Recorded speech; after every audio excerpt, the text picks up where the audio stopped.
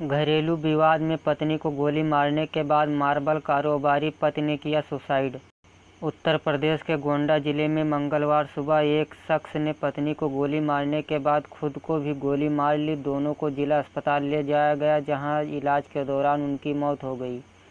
घटना की सूचना पाकर एसपी और एएसपी मौके पर पहुंचे। शवों को पोस्टमार्टम के लिए भेज दिया गया। वारदात की वजह तलाशी जा रही है।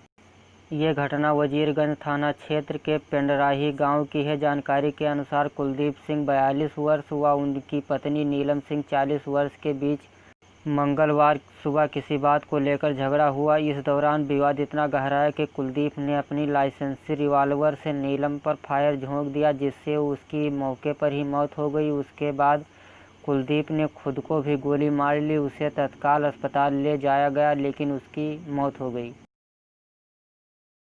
मथुरा में कृष्ण जन्मस्थान का विवाद। बाबरी मस्जिद के मुद्दई रहे इकबाल अंसारी बोले, फिर से मंदिर मस्जिद की हो रही राजनीति, अब देश के विकास की बात होनी चाहिए।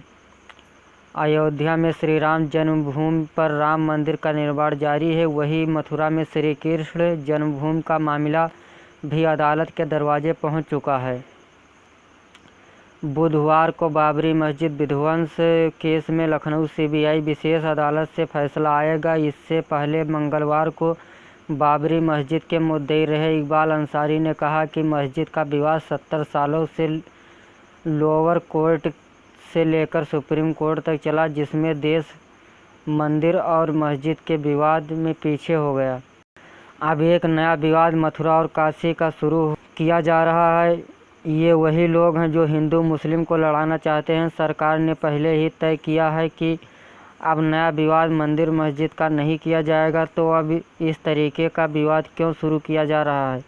इकबाल अंसारी ने कहा कि हमारी सरकार से मांग है, जो जाति धर्म मंदिर मस्जिद विवाद करना चाहते हैं उनके खिलाफ सरकार सख्त कानून का पालन करवाए। संविधान में बताया गया कि जहां मंदिर है तो वहां मंदिर रहेगा, जहां मस्जिद है वहां मस्जिद रहेगी। तो अब मंदिर और मस्जिद की बात करते हैं, वह देश को तोड़ना चाहते हैं, इसमें वह राजनीतिक फ़ायदा लेना चाहते हैं। अब देश के विकास मिल फैक्ट्री बनाने की बात होनी चाहिए। एम्बुलेंस नहीं पहुंची तो पैदल ही अस्पताल चल पड़ी। गर्भवती सड़क पर ही हो गई डिलीवरी। काफ़ी इंतज़ार के बाद भी जब एम्बुलेंस नहीं पहुंची तो मंगलवार की सुबह परसों पीड़िता अपनी मां और आशा के साथ पैदल ही अस्पताल के लिए चल दी।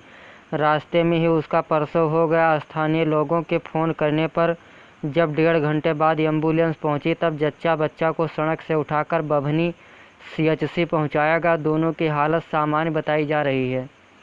22 वर्षीय सुषमा देवी पत्नी राय जियावन निवासी चपकी अपने मायके बभनी के असनहर गांव आई हुई है। मंगलवार को भोर में महिला को प्रसव पीड़ा होने लगी तो परिजनों ने सुबह 5 बजे एम्बुलेंस के लिए 102 नंबर को फ़ोन किया।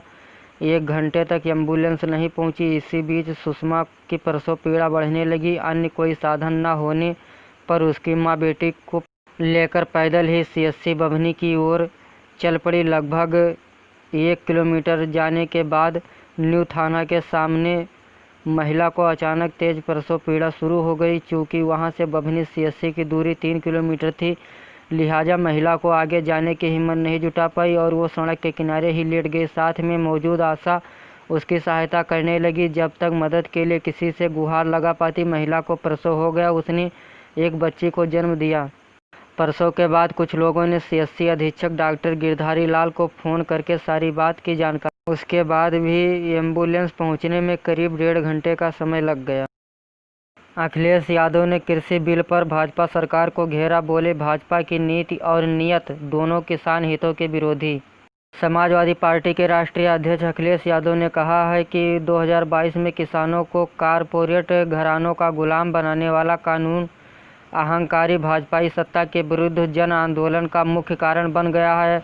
अब किसान हर गांव में भाजपा का खेत खोदकर उन्हें जड़ से उखाड़कर बताएंगे कि कैसे न्यूनतम समर्थन मूल्य के धोखे के बदले वो इनके विरुद्ध अधिकतम विरोध कर भाजपा का ही दाना पानी बंद कर देगा।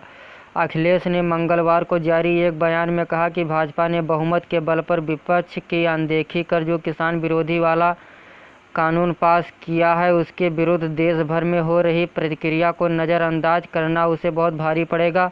भाजपा की नीति और नीयत दोनों किसान हितों के विरोधी की है। उसने किसानों को 2022 तक आय दोगुनी करने, लागत से 1.5 गुना ज़्यादा फसल की कीमत देने तथा कर्ज माफ़ी के वादे किए थे। इनमें से एक भी वादा पूरा नहीं हुआ। ग्रामीणों को जमीन का प्रमाण पत्र देगी यूपी सरकार।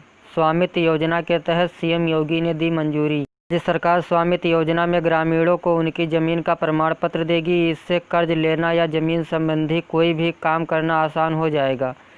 इसके लिए उत्तर प्रदेश आबादी सर्वेक्षण और अभिलेख संक्रिया नियमावली 2020 को मंजूरी दी गई है। मुख्यमंत्री योगी आदित्यनाथ की अध्यक्षता में मंगलवार को हुई कैबिनेट की बैठक में ये फैसला हुआ। केंद्र सरकार ग्रामीण आबादी क्षेत्र का नवीनतम ड्रोन प्रौद्योगिकी के उपयोग से सर्वेक्षण कराते हुए स्वामित्व अभिलेख तैयार करा रही है।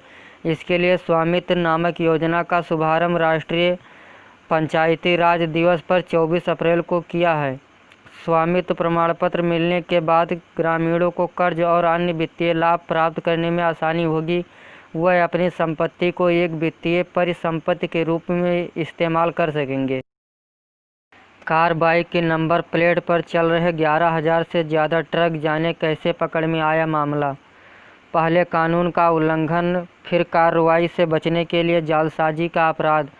इसका खुलासा परिवहन विभाग की जांच में हुआ है। कानपुर हमीरपुर मार्ग के अलियापुर टोल प्लाजा से गुजरने वाले 11,000 से ज़्यादा ट्रकों पर फर्जी नंबर प्लेट पाई गई हैं।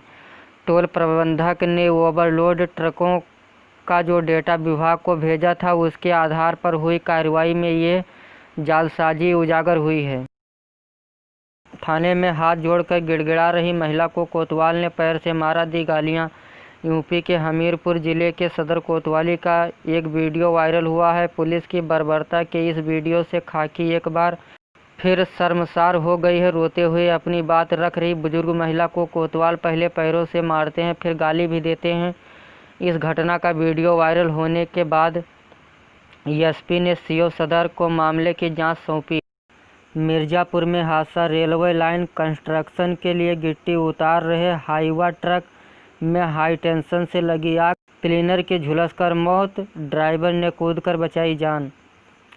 उत्तर प्रदेश के मिर्जापुर जिले में मंगलवार को रेलवे कंस्ट्रक्शन के लिए गिट्टी उतार रहा हाईवा ट्रक हाई टेंशन तार की चपेट में आ गया, जिससे हाईवा में आग लग गई। हादसे में क्लीनर उमेश कुमार 40 साल की मौत हो गई। वो प्रयागराज की नैनी थाना क्षेत्र के सड़वा कला गांव का रहने वाला था।